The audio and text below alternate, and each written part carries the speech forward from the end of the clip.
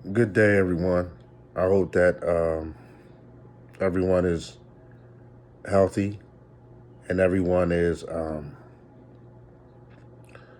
staying abreast and aware of what is going on around them in the midst of this crisis, pandemic. Um, I watched a movie the other night, and my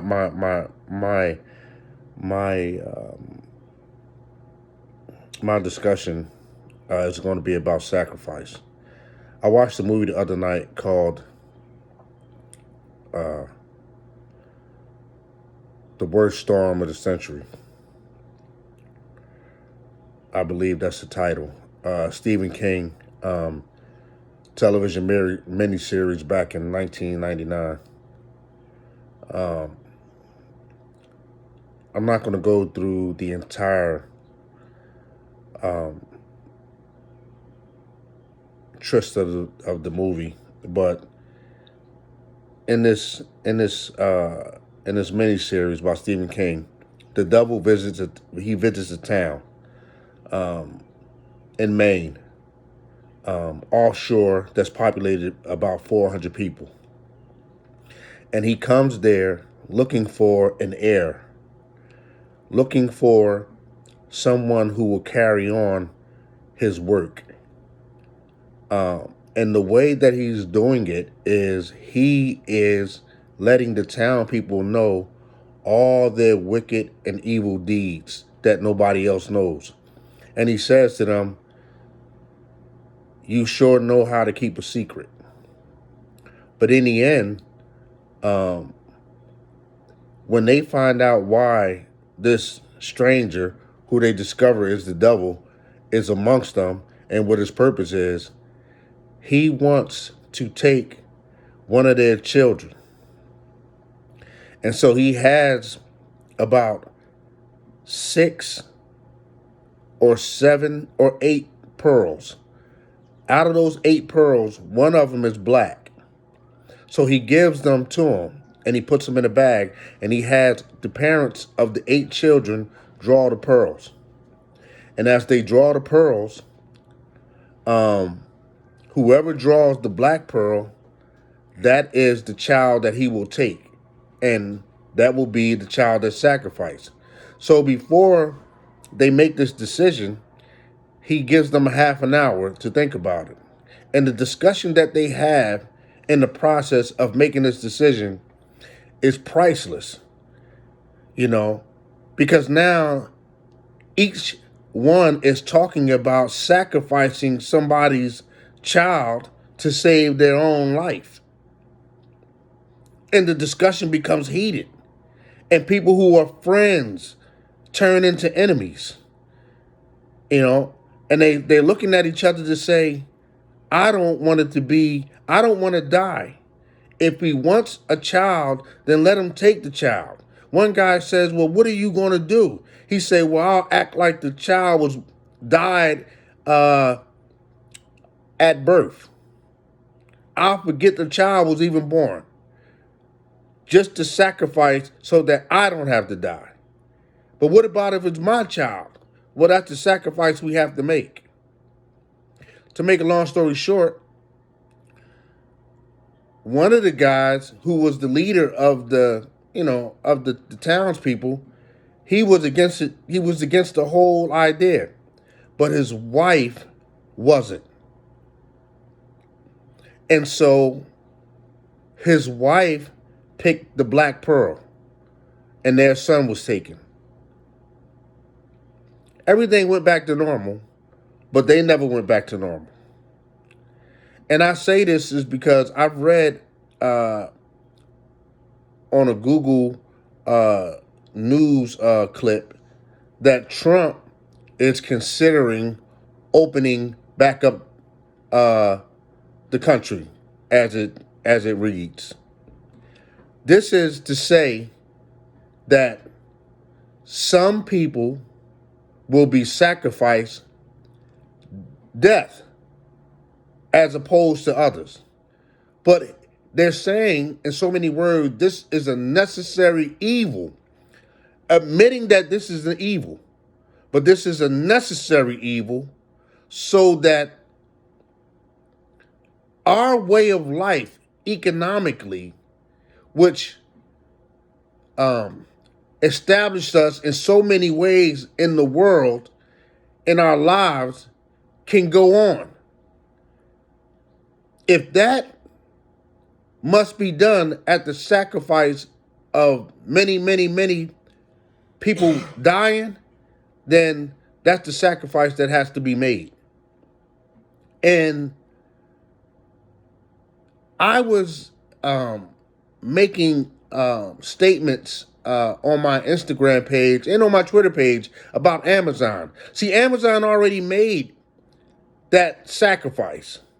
Jeff Bezos has already made that sacrifice, and he made that sacrifice because he knew that those in power, and he's one of the people who are in power, are in agreement that I know that I am putting my workers at risk, but it's a necessary evil because I am one of the one economic industries that's keeping the economic engine running. And so that's the sacrifice that the government, the governor of anybody who has an Amazon plant in their state are willing to make at the expense of the worker. And it's the same with the stimulus bill. I kept saying to myself, why are these millionaire politicians wrangling amongst themselves when we need help immediately? And I seen a little teeny clip that said stimulus package will probably exclude those who get Social Security. Well, now I understand why there is a holdup. Because how can you exclude those who get Social Security? How can you exclude anybody in our society when this society pouts itself on the statement that nobody gets left behind? If you exclude those who get Social Security and seniors and others, then you're leaving people behind. You know, the funny thing about those who have money and are posting these postings, and the news outlets are cheerfully parading their postings, is that those who have money are not in the same situation as those who don't have money. You're just not, you know? And how can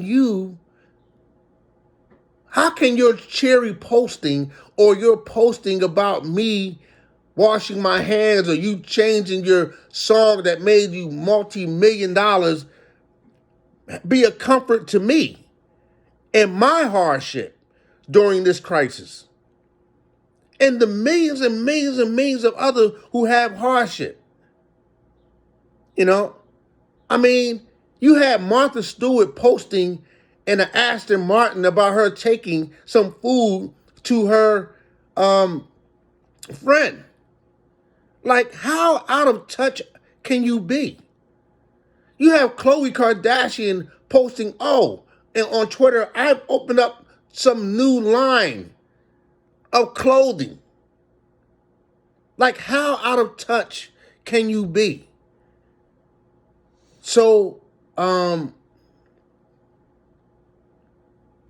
we need to really think about, it's funny because when a person, you go on a corner and you see a drug dealer, and this is in the neighborhoods, and you see a drug dealer sell the drugs to somebody who is on drugs, somebody who is in a bad way, in bad shape.